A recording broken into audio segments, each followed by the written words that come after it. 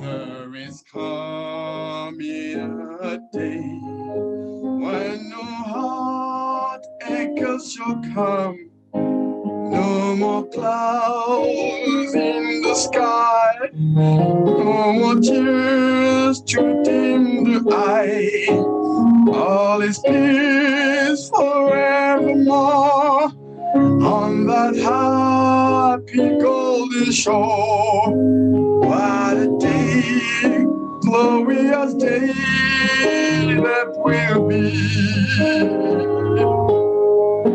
What a day that will be when my Jesus I shall see.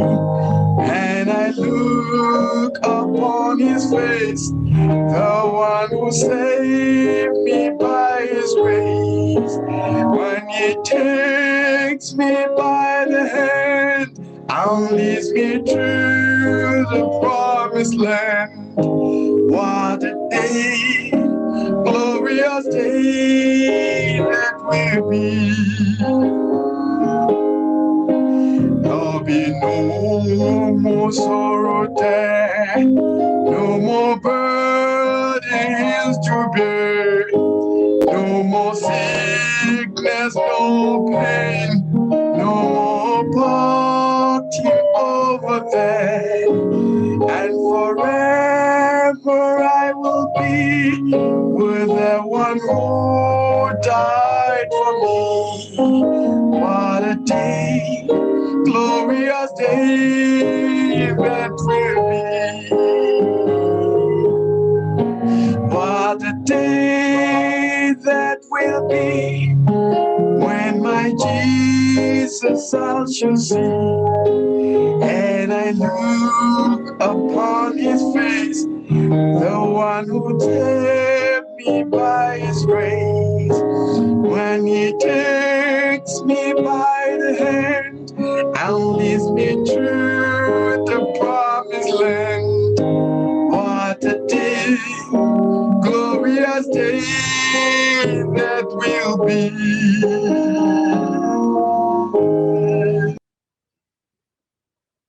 My dear brothers and sisters who have joined this morning with me to listen to the word of God,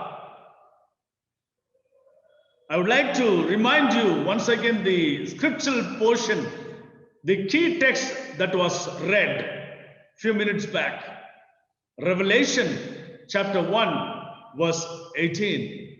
Revelation chapter 1 verse 18. Christ himself, Jesus himself says like this, I am he that liveth and was dead, and behold, I am alive forevermore. Amen. And have the keys of hell and of death. And have the keys of hell and of death.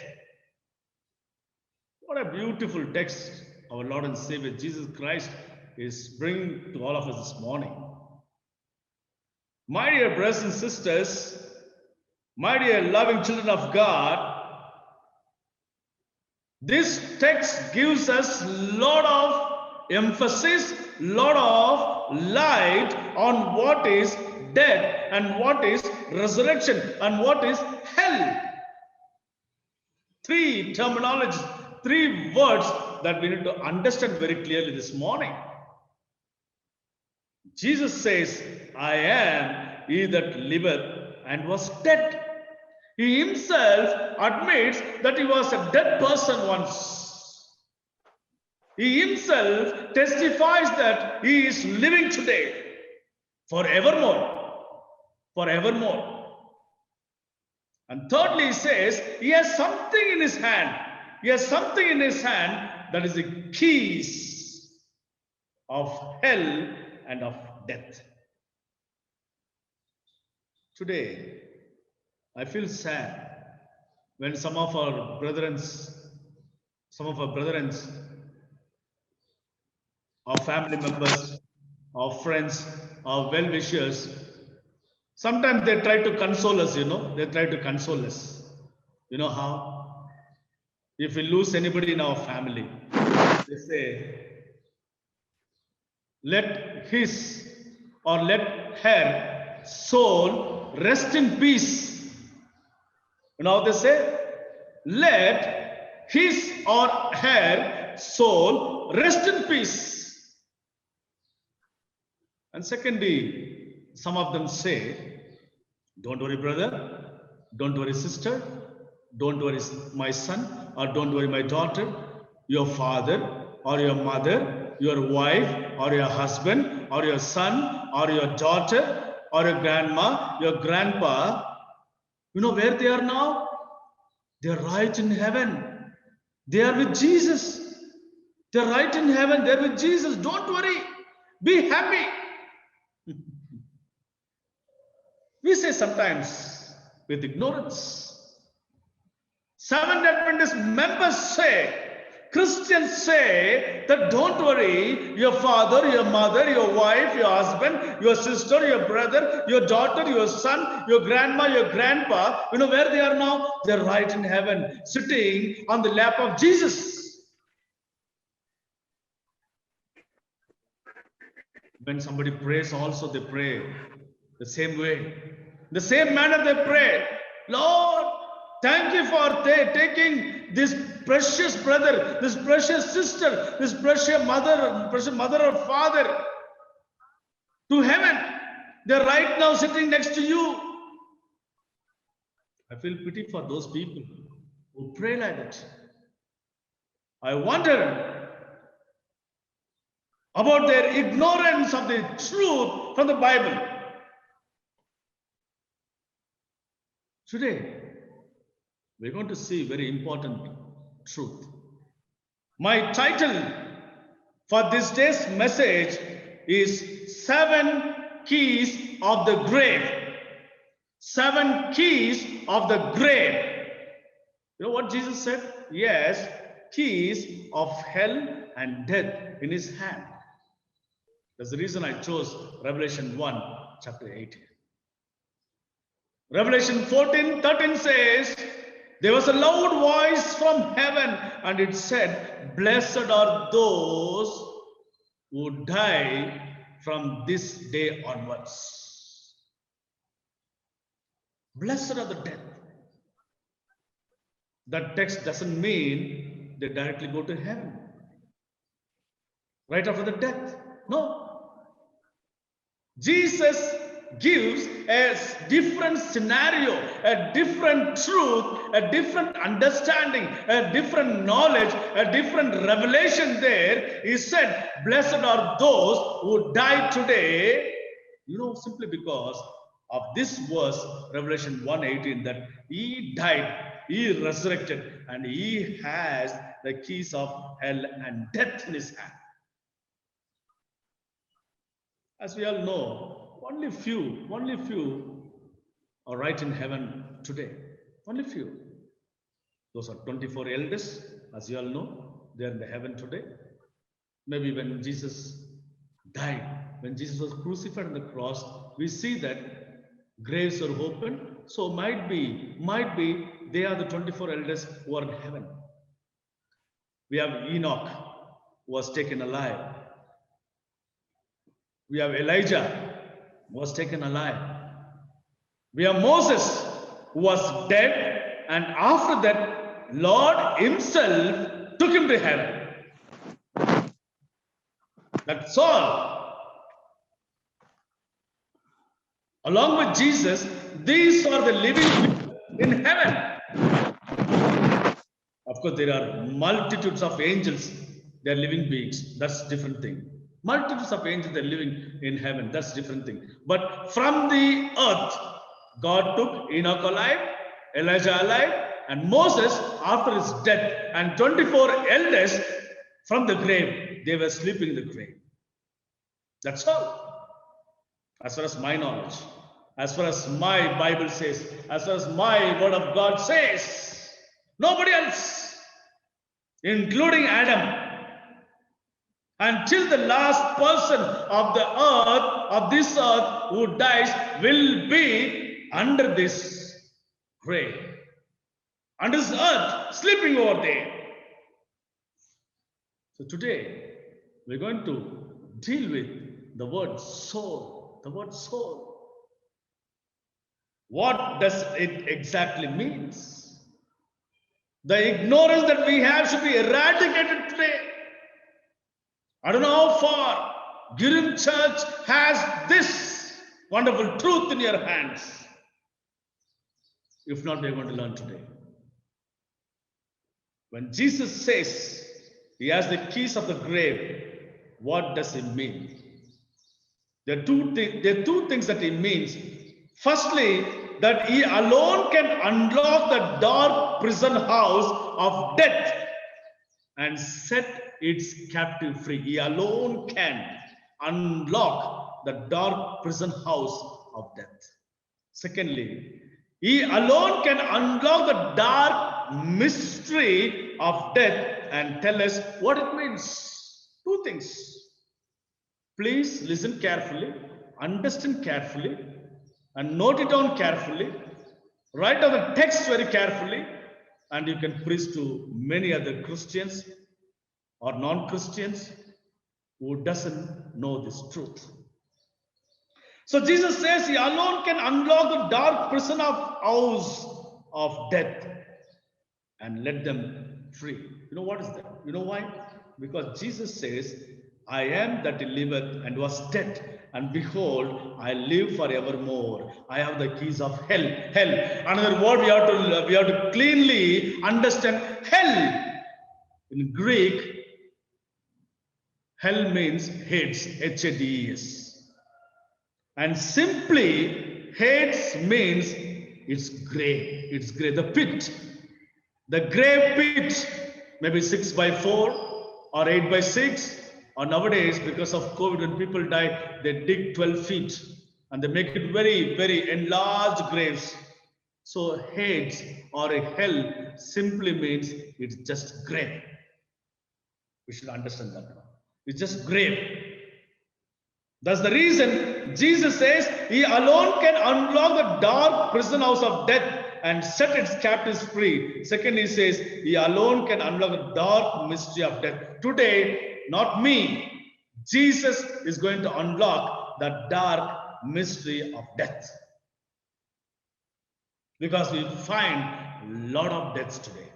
Lot of deaths. Everywhere. When we open the mobile, when we switch on to our WhatsApp or Facebook or whatever it is, every morning we see a lot of news about death. All right. Today we're going to see the dark mystery of death that is being unlocked by our Lord Jesus Christ. We have the 7 keys I said. The first key is how life began. The first key is how life emerged or began. All right, Genesis chapter 2 verse 7. Genesis chapter 2 verse 7, it says, God breathed into man's nostrils the breath of life.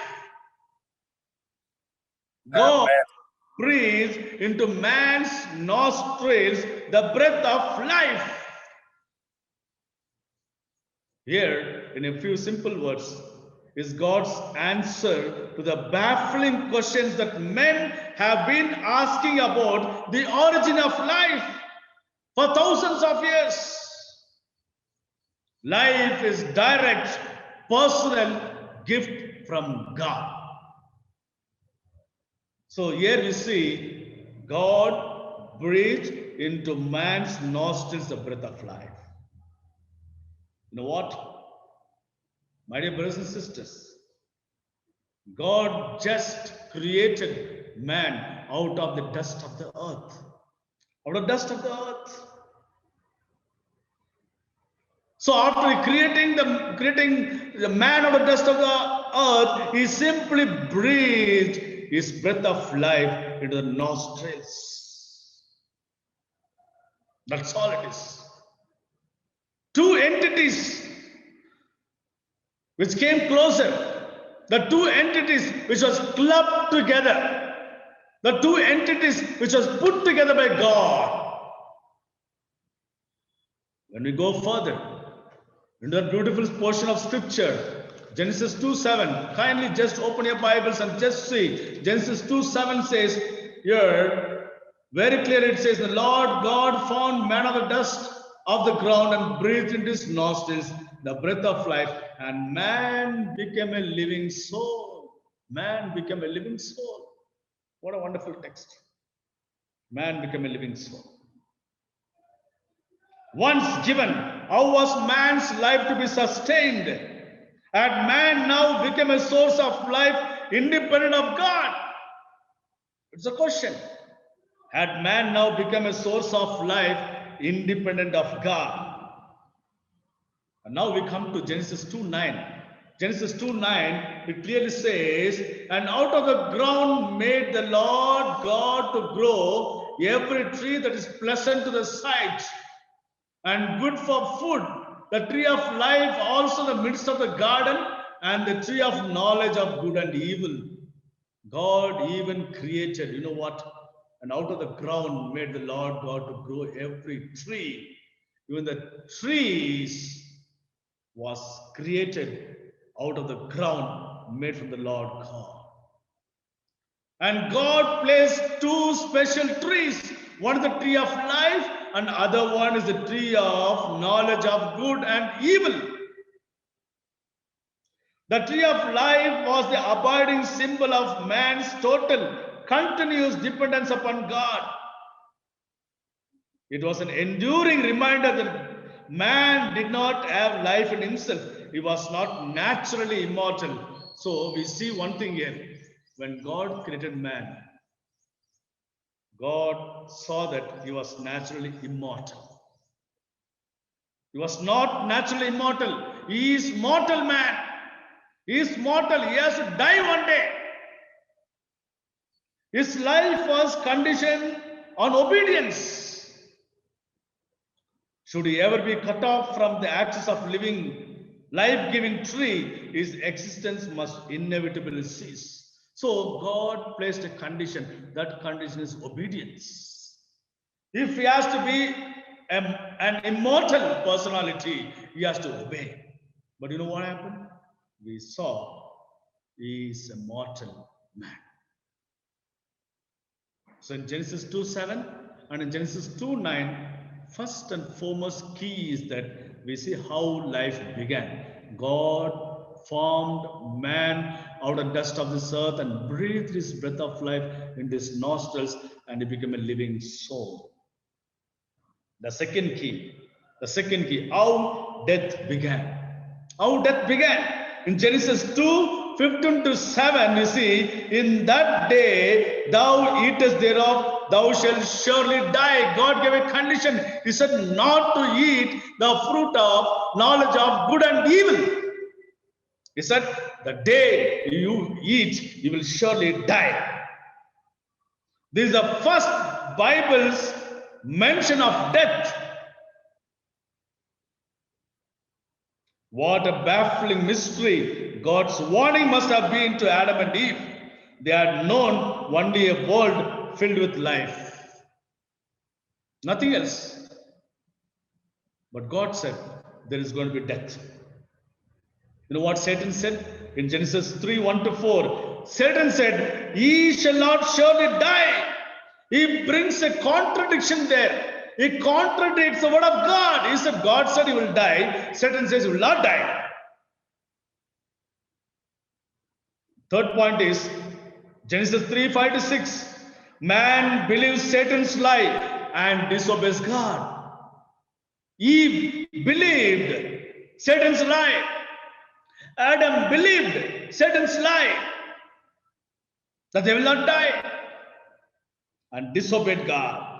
The fourth verse is 3:17-24. It says the tragic result of disobedience, separation from the tree of life. I said the two trees, one is tree of life, another one is tree of knowledge of good and evil. So as a result of death, you know what happened?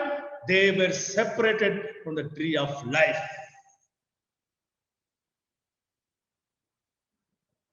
Romans 5:12 says, and so death passed upon all men. Romans 5:12. So death passed upon all human beings because of the disobedience of Eve and Adam, believing the word of Satan. So they embraced the tree of knowledge of good and evil, and they lost the tree of life. My dear brothers, the second key is how death began. We saw because of disobedience, they embraced the tree of knowledge of good and evil. They left the tree of life. The third key, first we saw how life began. Secondly, we saw how death began. And third key is what happens to the body at death. What happens to the body at death? Kindly listen very carefully. Genesis 3:19 we see, till thou return to the ground, dust art thou, and unto dust shalt thou return. Jesus, the Creator, very plainly, directly says there, till thou return unto the ground, dust thou art, and unto dust shalt thou return. The text requests no explanation here. No explanation is required because it is very direct. There is no element of mystery here. All human experience confirms his plain statement of the Bible. Bible very plainly says, you came from dust and you have to return to dust. That's all. The first entity of all the human beings, dust. And the second entity is what? The spirit that he breathes into the nostrils of man. The second entity. The first key, kindly remember how life began. Second entity, second key, how death began. Third key, what happens at the body, to the body at death. The body returns to its original position, to the original state from where it came from. And fourth key, what happens to the spirit at death? What happens to the spirit at death? Because there is some confusion among Christian people at this point, we should consider the following Bible facts very carefully. As I told before, it is a very, very, very confusing doctrine. Not from Bible. Bible is clear, but man made himself to be confused. Ecclesiastes 12:7 says very clearly, Solomon writes very beautifully here. Ecclesiastes 12:7 says, the spirit shall return to God who gave it. The spirit shall return to God who gave it. There are two entities I said. The first entity is the dust. The second entity is the spirit. The third key we saw that the dust goes back to the dust. And the fourth key we are seeing is the spirit returns to God who gave it. Ecclesiastes 12:7. This text does not say to the spirit of good men want to return to God at death. No distinction is made here between good men or bad men. According to this passage, the spirit of all men returns to God at death. Very beautiful note you have to consider here. Some churches say, once when I die, my life, my soul will go and rest in a middle place called as purgatory. Okay, a place is called as purgatory. The Roman Catholic Church preaches that there's a mid place in between the atmosphere and heaven. There's a mid place called as purgatory. When I die, my life or I go and stay in purgatory. And my wife, or my parents or my children should go to the temple or to the church and pay the fathers or the bishops or the archbishops or the Pope himself on my behalf and ask them to pray for my soul to go to heaven. Or else I'll be kept there, reserved in purgatory. I don't know how many of you believe this. This is heresy. This is heresy. This is blasphemy against God, God's own creation, God's own will. So here we see that the spirit returns to God who gave it. The dust returns from where it came. So how many entities? Only two entities. We need to very clearly understand here. What is the spirit? What is the spirit? According to the Bible, the spirit is the life principle. The spirit is the life principle or breath of life which God originally gave to man. Genesis 2:7. And beast, and also beast. You know, one thing you should clearly understand. Genesis 7:15, 21 and 22, 21, 22. We need to clearly understand. All right, the common Hebrew word for breath is ruah. Ruah. Ruah is translated as spirits. Ruah means spirits in Job 33:4, in 34:14, where spirit and breath are used interchangeably. Interchangeably. So Ruah is the spirit that came from God and entered into the body of the dust or the man who was lying there and became a living soul. Became a living soul. So Ecclesiastes 3:19 to 21. Kindly note on the text. Ecclesiastes 3:19 to 21 says, the spirit or breath of life is a gift from God which man shares with the lower animals, so that in this respect man has no preeminence over the beasts. Beasts are different and man is different. But one thing we should understand, you know how God created beasts, the birds and the animals? God also created birds and animals out of the dust of the earth. Kindly understand. Kindly, it's very clearly mentioned in the book of Genesis. God not only created man out of dust, but he even created birds and animals out of the dust.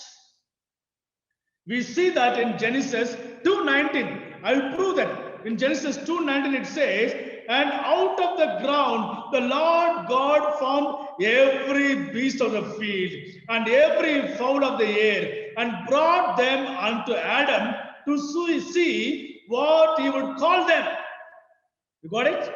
Even the animals, even the birds were created out of the dust of the earth by God's own hand. Birds and animals were not created by the word of God, but by the dust of the earth. But one difference is the breath. God spoke to the animals and birds. But only to human beings, God breathed the breath of life, but not to animals and birds.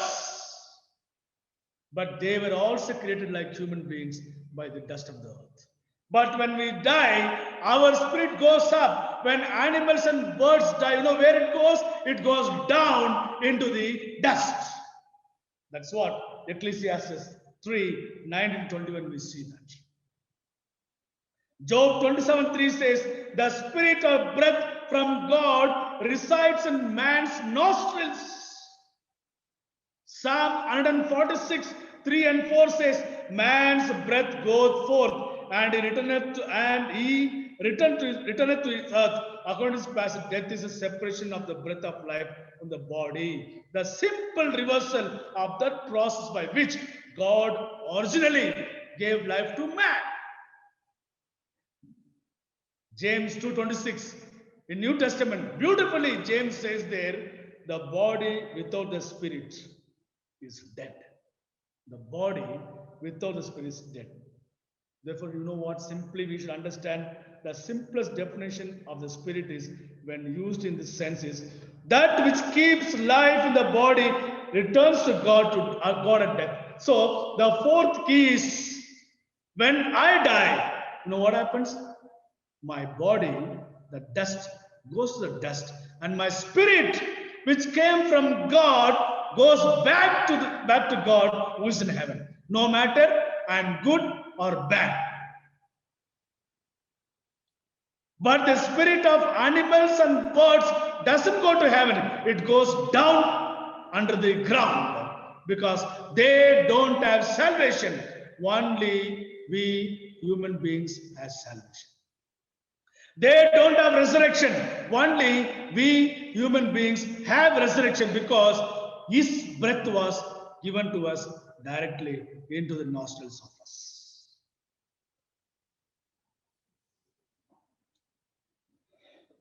Excuse me. The fifth key, you know what happens? We are going to come to a very important point now.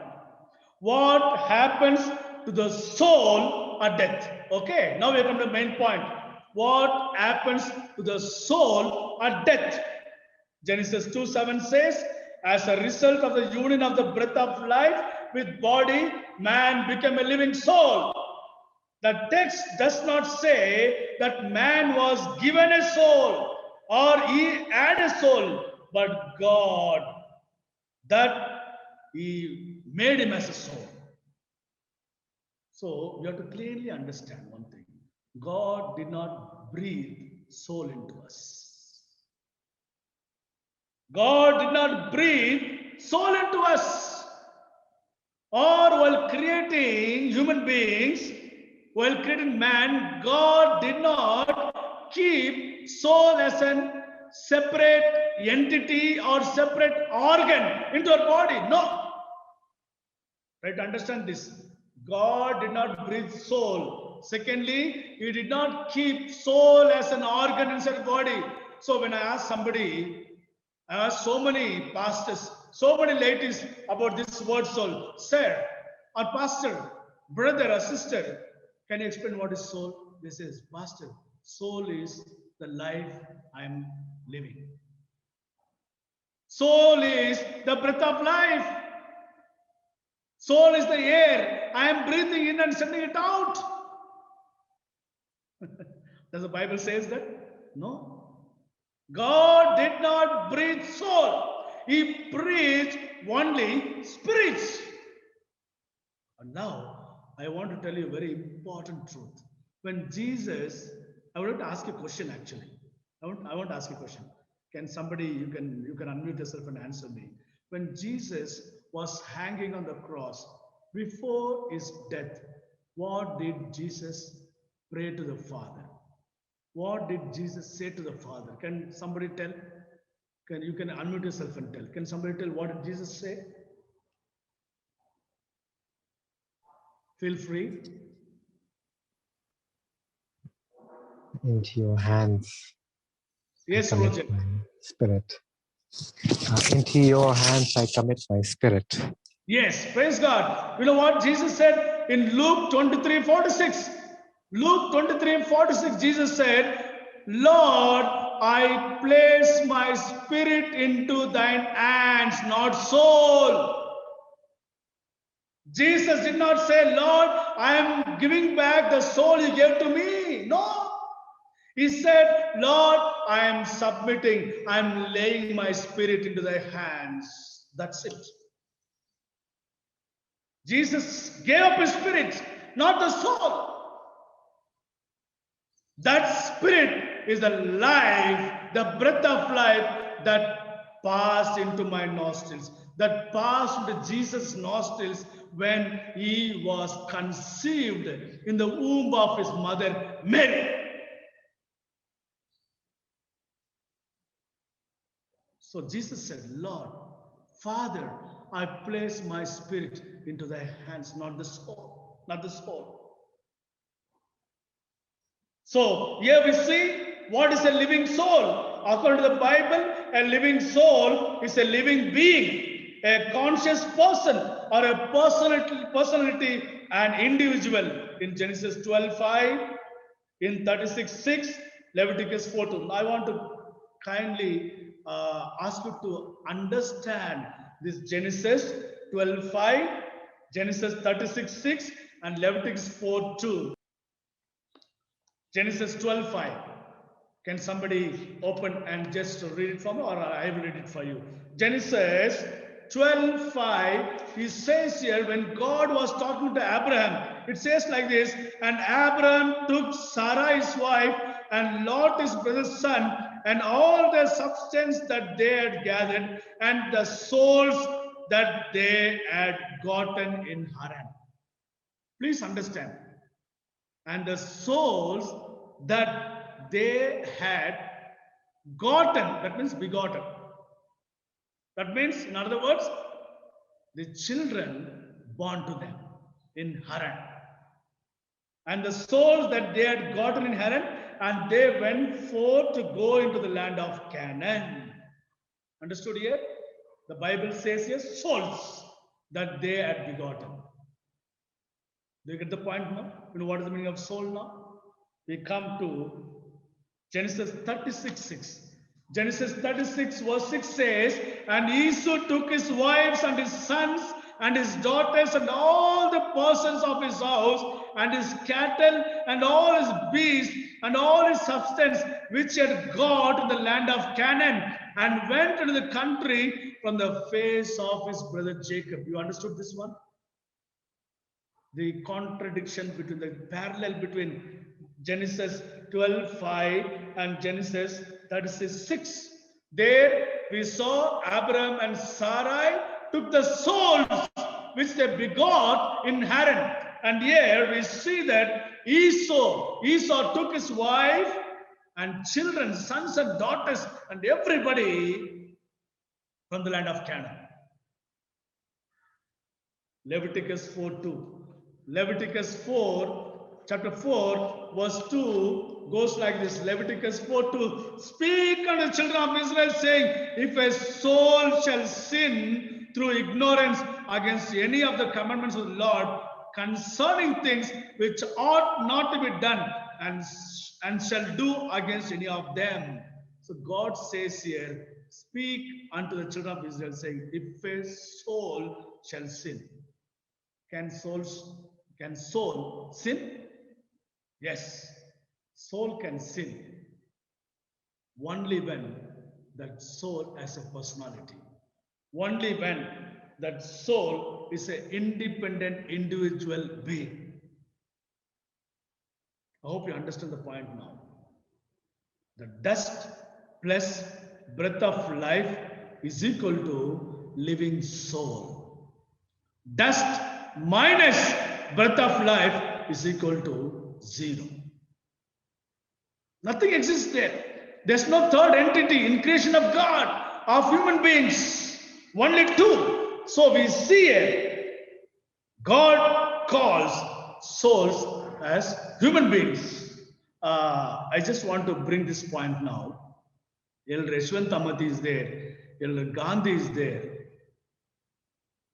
If you travel towards Samra, Elder Yashwant and Elder Gandhi, kindly take note of it. When you're going towards the airport, Samra in Belgaum, you will see roadside signboards. I have seen that with my own naked eyes. I hope Elder Yashwant Amathi should remember. I don't know whether he saw that or not. If you can go, even you go to Marial, your place, Elder Yashwant Amathi, when you are going to Marial, that's the way, that's the route I know. That's the route. So next time when you're going to a village, kindly take very clear note of it. Take a picture and send it to me, please. I didn't take the picture of that. I saw a government green color signboard mentioning about the population of a village. Population of village, they put, the government has mentioned there, the population of this village is 1,10,000 souls. Sir, have you seen that? Amathi sir? If you have not seen, kindly see that. It's a truth. I'm not bluffing here.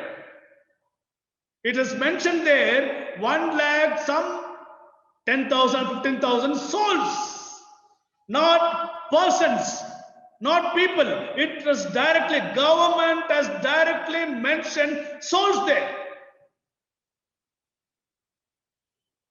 Amen.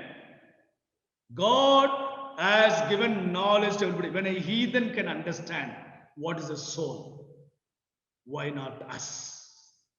Why not you and me? The children of God, Christians, Adventists, we don't understand the word soul. When a heathen can understand,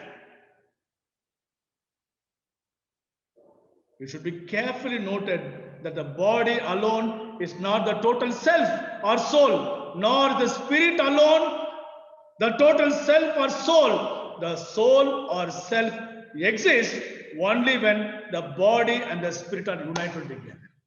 You know what is the soul? A body and the spirit are united together. That is the soul. I hope you got it now.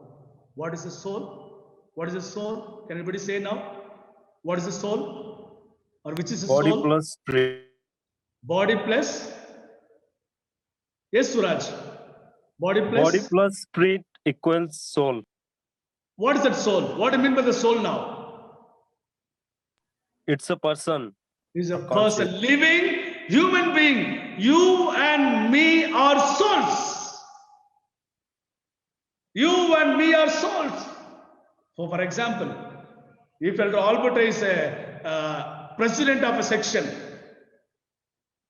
all right, Brother Suraj is a pastor of a church, and how will Elder Alberto ask Brother Suraj about the baptisms? Just think over it. Will Elder Alberto, the president of the conference or a section, call Brother Suraj, the local pastor, and ask him, Brother Suraj, tell me how many people you baptized or how many people you brought to the kingdom of God? Will he ask like that? How will Elder Alberto ask? How many souls? Praise God. That's the point I want to emphasize. How many souls, Brother Suraj, you have brought to the kingdom of God? So that means each and every individuals are souls. The soul, the living soul or self is a human organism which does not have the power of consciousness, which does have the power of consciousness, intelligence, memory, emotions, sensations, and will, but only so long as the breath and the body remain united. So only the breath and the body remain together. We have consciousness, we have intelligence, we have memory, we have emotions, we have sensations, and everything is there. If one loses the other, if one leaves the other, no point. Finished. Because Ecclesiastes 9, 5 and 6, kindly note these verses. Ecclesiastes 9, 5 and 6 says, the dead know not anything. The dead know not anything. Okay? Ecclesiastes 9, 10 says, no work, device, or knowledge in the grave. When they go to the grave, there's no work, no device or knowledge. Psalm 6:5. The book of Psalm 6:5 says, no remembrance of God in death. No remembrance of God in death. Psalm 115:17 says, the dead do not praise God. The dead cannot praise God. Job 14:21 says, the sons of the dead man come to honor and he knows it not. Acts 2:29 and 34 says, David, though he had been dead for 1,000 years, had not ascended into heaven. You know where David is? David is there right in the ground. He has not ascended to heaven. He has not ascended to heaven. So, in Psalm 13:4, we see the sleep of death. Death is considered as sleep. Death is considered sleep. The dead cannot praise God. He cannot worship. He doesn't remember anything. Everything is gone. Everything is gone. So when a person dies, some people say his soul is not at peace. His soul is not at peace. I should do this one. I should do that one. When he was living, when she was living, I did not care for him. I did not fulfill his sort and desires. So now I should do that so that his or her soul rest in peace. No. Not necessary at all. Once when I die, once and when I'm put in the ground, that's all it is. No need to go to the burial ground on third day pouring milk. Please don't do that. Christians, Adventists, don't do that. Don't pray for the dead souls. Amen. Don't have condolence meetings. I told my wife and children, once if I die, you take me and put in the grave. That's all. Don't ever turn back to the grave until Jesus returns. That's all it is. You know what, in Ezekiel 24 chapter, I want you to please note down this. Please note Ezekiel 24 chapter. We don't understand this text, my dear brothers and sisters. Ezekiel 24 chapter. Please note down this verse. Very beautiful text. I really strongly believe on that, and I teach this one. Ezekiel 24th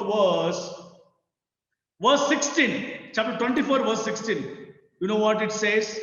Son of man, behold, I take away from thee the desire of thine eyes with a stroke, or with a strike, or with a shot.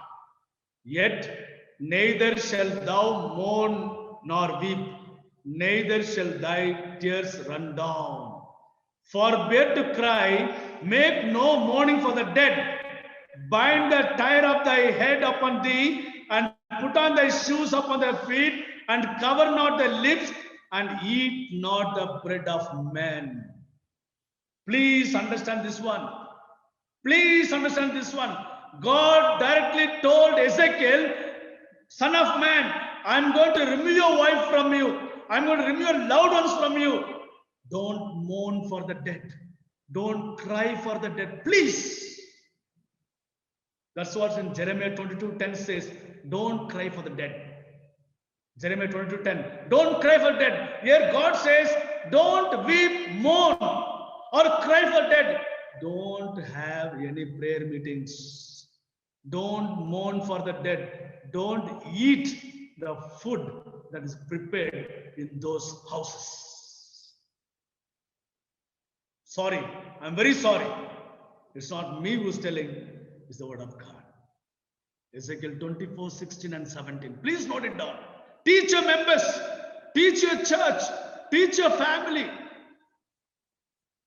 This is a very important truth of soul, of death and resurrection. Nobody celebrated the mourning day or remembrance day of Jesus after his resurrection. No apostles, no disciples celebrated. No Good Friday, no Easter was celebrated. That's all it was. Because disciples, the apostles knew the truth. The Holy Spirit taught them. They practiced it. But today, you and me, we don't do that. We mourn, we weep, we cry, we run to the grave. Every year, we go and we decorate the graves. We reconstruct it. We will light candles, we put garlands, and we do all sorts of things and come. We waste money. We waste money. When a person is living, please go and visit that person. Pray with that person. Help what you can do to that person. Not spending after the death. Not telling good words after the death. You say good about them when they are living. You spend money to them when they are sick and living. Not after death. Calling 1,000 people, calling hundreds of people, having a ceremony, giving food to everybody in their name. No. That's absolutely foolishness. That's absolutely against the word of God. You know, when David, what happened? When David's son, the firstborn son, died. It's in the 2 Samuel 12th chapter, I believe. 2 Samuel 12th chapter, David's personal testification is that when his firstborn son, to him and Bathsheba, was sick, David was mourning. David was praying, fasting and praying for the child. And after a few days, he overheard the servants talking that, murmuring that the child is no more, the child died. So David came to them and asked, "My dear servants, I heard you whisper. Did the child die?" They said, "No, don't worry, nothing happened. No, I know something. You're whispering something. My child died." They said, "Yes." Immediately, you know what David did? He went into his house. He removed all his sackcloths. He stopped the fasting. He took bath. He went to the temple of God into Jerusalem. He went to the temple of God. He prayed. He worshipped the Lord. He came back and he ate stomach full and felt eased and lived happily. Lived happily. That's it. That's the thing that you and me should think and understand what is soul today. David understood what is soul. David did not weep. David did not cry. He did not mourn. He did not keep celebrations after celebrations. He got up, went, took bath, changed his clothes. He prayed. He ate stomach full. You know what Job said? When his servants came running to him and told, my master, all your 10 children died. He said, "Praise God. God gave, he took. Glory be to God. Honor be to God." This should be our motive this morning. All right, I'm just taking a lot of time. We come to sixth key. Sixth key is when death's power will be broken. When death's power will be broken. In 1 Corinthians 15, 21, 22. 1 Corinthians 15, 21, 22 says, "As in Adam all die, even so in Christ shall all be made alive." Job 14, 12 to 15. Job expected to wait in the grave for his change when God should call. Job is still waiting for God's call. He's still waiting the ground.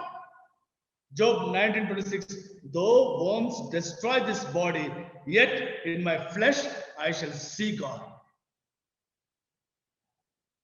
1 Corinthians 15, 51 to 55 it says, the dead shall be raised incorruptible. 1 Thessalonians 4, 16 to 18, the Lord descends and the dead in Christ shall rise. 1 Corinthians 15, 28, the last enemy that shall be destroyed is death. Revelation 21, 4, no more death, sorrow, nor crying. Luke 20, 36 says, neither can they die anymore. Sixth key, when death's power be broken. So Jesus, that's what he told. That's what Jesus told in Revelation 1:18, you know. What he said? Revelation 1:18, I am he that liveth and was dead, and behold, I am alive forevermore. Amen. And have the keys of hell and of death. You know what is hell? I told you in the beginning, hell is nothing. Hell is not a place where 24 hours around the year fire is burning. No, hell is just. Hell is just the grave where you and I will be laid or put after my death or after your death. That is hell. Key number 7, the last key, what death means for the Christian. For the Christian, death is compared to a sleep. Acts 7:60. Acts 7:60 says, death is a sleep. Psalm 23:4 says, death is a shadow. An enemy with its sting plucked out. That is 1 Corinthians 15:55. Therefore, the Christian does not fear death as if it were all powerful or eternal foe. So finally, my dear brothers and sisters, we should understand one thing. Romans 8:38-39 says, death, even in its most dreadful form, cannot pluck us out of the hand of Christ. Death cannot pluck us, throw us, or plunge us out of the hands of Christ. With this confidence, we, like Paul, may look into the face of death without fear, because in 2 Timothy, let's all read this text, 2 Timothy 4:6-8. Beautifully, here Paul says, 2 Timothy chapter 4, verses 6-8. He says here like this, goes like this. For I am now ready to be offered, and the time of my departure is at hand. I have fought a good fight. I have finished my course. I have kept the faith. Henceforth, there is laid up for me a crown of righteousness, which the Lord, the righteous judge, shall give me at that day, and not to me only, but unto all them also that love is appearing. Beautiful text by Paul. You have to be ready to face the death. Don't worry about death. Don't mourn for the dead. Don't cry. Don't weep. Don't have memorial services. Don't have 40th day. Don't have every year by year. Don't go and decorate the graves. The soul is you and me who are living. Soul is not a separate entity in our body. Soul is not the life or breath that we breathe today. No. Soul is not life. Soul is the living human being that is you and me. So when a person dies, no more. If I die, any one of you from this group, you may call my wife and you will not even tell my name, when I die, you will not even tell my name. If one of you will call my wife or children and ask, sister, when is the body or when is the body taken from your house? You will not ask when Pastor Emmanuel is going to be taken from the house. My name is forgotten. No more. That's all. So please understand this one.